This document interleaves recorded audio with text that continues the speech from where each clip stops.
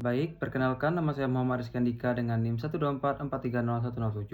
Di sini saya akan menjelaskan mengenai struktur sel manusia beserta fungsinya dan juga perbedaan mengenai prokaryotik dan eukaryotik.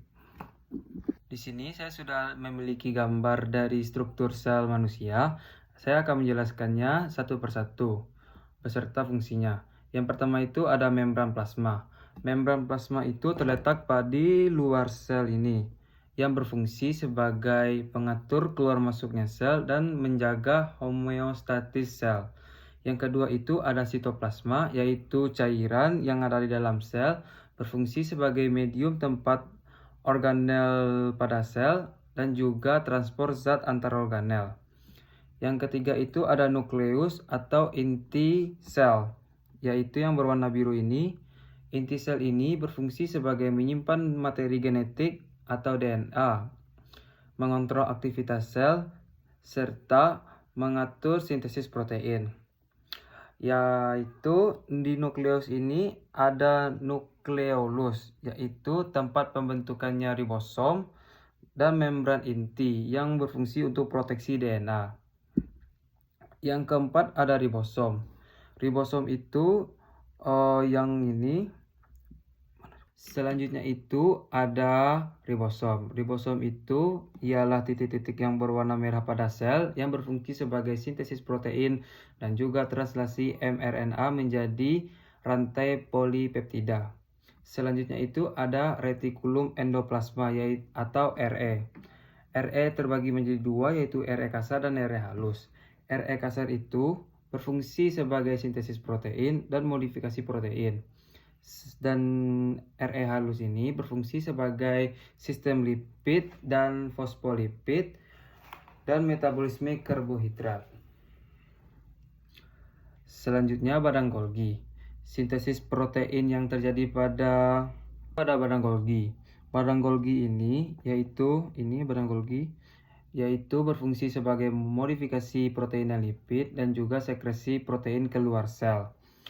Selanjutnya ada mitokondria. Mitokondria ini yaitu berfungsi sebagai produksi ATP dan respirasi seluler. Selanjutnya ada lisosom. Lisosom itu yang berwarna biru ini berfungsi sebagai pencernaan intrasel dan juga pembentukan enzim dari protein.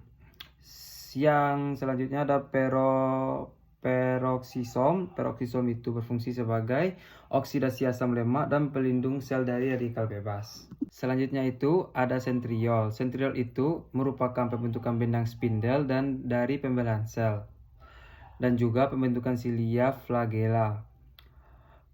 Selanjutnya yaitu vesikel. Vesikel itu berfungsi sebagai transport zat dalam sel dan juga penyimpan sementara molekul. Mungkin untuk struktur sel itu saja.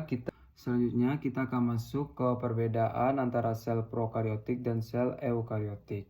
Sel prokaryotik itu berada pada bakteri dan archaea, sedangkan sel eukaryotik ada pada manusia, hewan, tumbuhan, dan jamur.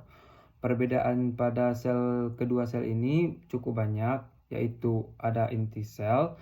Ya, pada sel prokaryotik tidak memiliki inti sel, sedangkan pada sel eukaryotik itu memiliki inti sel sejati atau membran inti. Materi genetiknya itu pada prokaryotik DNA bebas di sitoplasma, sedangkan pada eukaryotik itu DNA berada di dalam nukleus.